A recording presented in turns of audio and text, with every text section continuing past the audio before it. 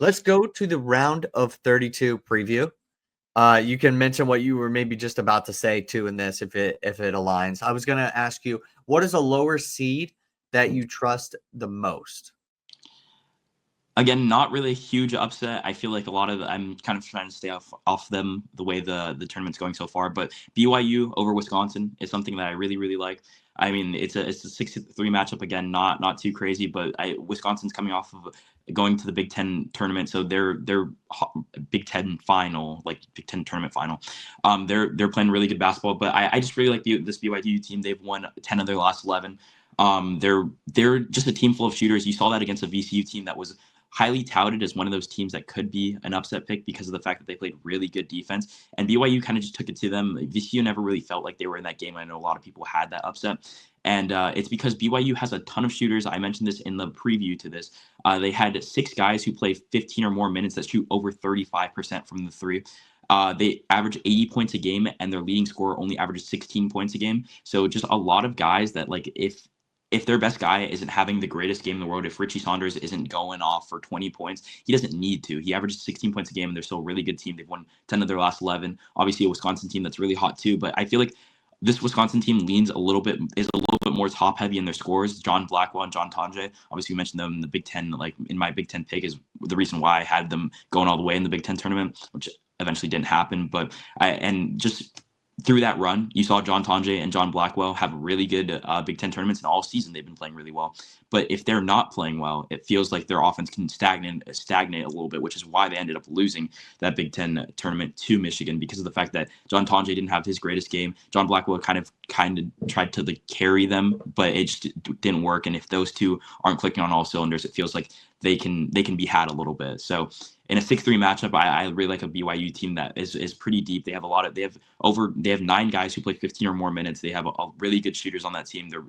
It's a deep team. I think that if there's a matchup that I really really like in this next round, BYU beat in Wisconsin could be a good one. Yeah, that's a really good pick. I was extremely impressed with the way that BYU played in the first round against VCU. I was just I had a lot of respect for VCU. I know my bracket is all messed up because of that loss, but at the same time, some you have a feeling for some teams you're going to pick. VCU was that team for me, and BYU was just they were just so smooth on offense, and I think they can really win this Wisconsin game. My pick would actually have to be just right in the same bracket. The two teams that are supposed to meet after this, the BYU Wisconsin game, it's St. Mary's, Alabama. I have confidence in St. Mary's. They came back in the recent game against Vanderbilt, and I just think when a team rallies and they can bring that momentum into the next game, that serves them very well. I felt like Alabama was good in the game against Robert Morris, but as I mentioned, they did give up a lead. And there were parts of that game where I felt like Robert Morris was shooting themselves out of the game rather than Alabama stopping them defensively finally at any point.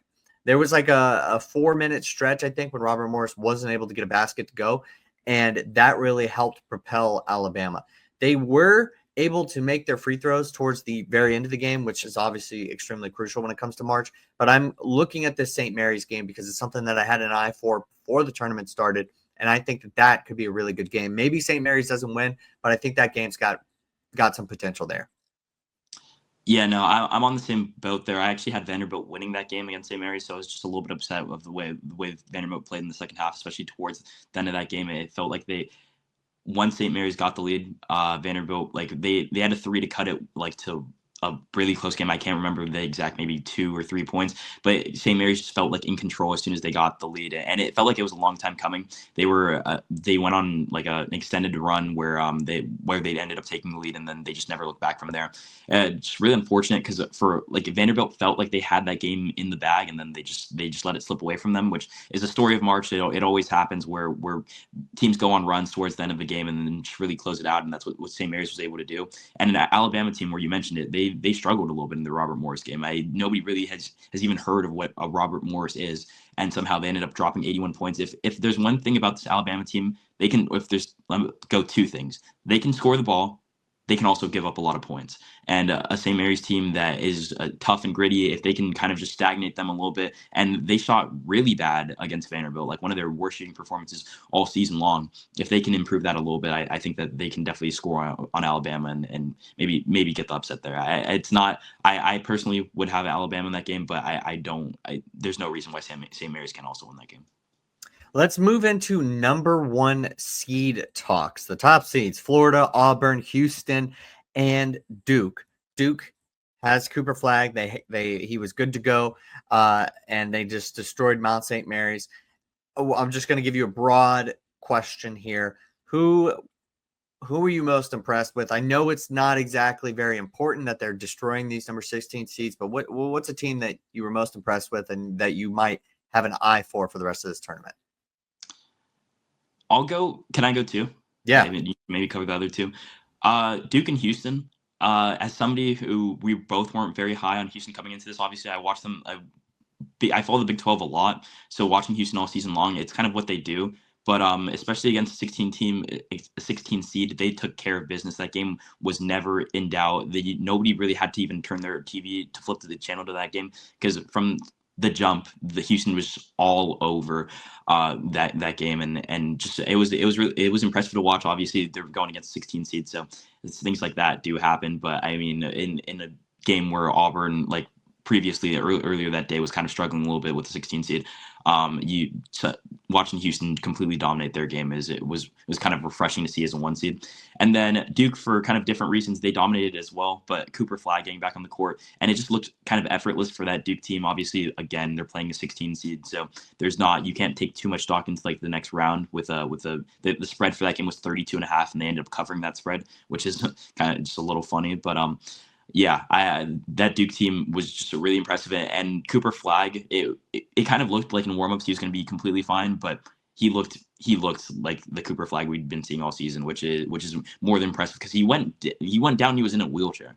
So I mean, just being able to see him bounce back so quickly and being able to get ready for the first round, I was suggesting maybe they should hold him out for the first round, maybe hold him out for the first round and then kind of have him work back into a Baylor game. But he looked fine, and I don't see why they would have any issues with Baylor in the next round. Yeah, Cooper Flagg looked great. I mean, there was talk about him just potentially sitting out the entire tournament, right? They were like, should you risk any sort of injury? Obviously, this wasn't coming from college basketball fans or anybody associated with the Duke program. They were just kind of more so, he never even really entertained that, but still there were people talking about it. And like you said, on a wheelchair. So of course that sprained ankle looked just severe. If you've seen the video, it's just completely awful. So I'm completely like watching what they're doing right now, because I had them getting bounced just because I didn't know if Cooper Flagg was going to be healthy and good. I'm completely wrong about that. So I'll eat the crow. So the two other teams that we didn't mention here for the number 1 overall seeds are Auburn and Florida. You talked about the Houston game being dominant from the jump, and then Duke covering. Florida just mauled Norfolk State. I mean, their passing looks just so unbelievable, so crisp. And it was like 29-7, and there were some players for Norfolk State just getting frustrated. And it was just because simply Florida just plays such a great brand, or they did in this game, of team basketball, that I'm thinking, I don't even care who comes out of the UConn-Oklahoma game. Like, I'm not even entertaining that right now. I don't really know if any of these number 1 seeds are going to fall victim of the 8-9s. I think, and we've seen it pretty much every single year, and they always say don't pick number 1 seeds for the Final Four. This could be the year. If there's ever a year to break that streak, this really looks like it. And then I'll just mention something about Auburn here with Creighton. I think they were very good against Louisville. I've been saying this about, I feel like every single team, a ton of respect. They were really good in the first round, but I don't really know if anybody can handle any of these number 1 seeds. And I think Auburn is in that same boat. I think they're getting a little bit overlooked because some of the other teams just have more stories or Cooper Flagg. But Auburn is just such a force that I don't really think that they are going to get bounced either in this next round. Yeah, going back to the Auburn game, again, it is a 16 seed, but yeah, like the fact that they were able to do what they did when it felt like it was in question, just kind of overcome like a little bit of adversity. Like I think that bodes well for them, especially for the fact that like there's been so much talk around Auburn, the fact that the way they finished the season, losing three out of their last 4. I think that that Auburn team looks really good, and Janai Broome is just, there's no one in college basketball who's really stopping Janai Broome right now. So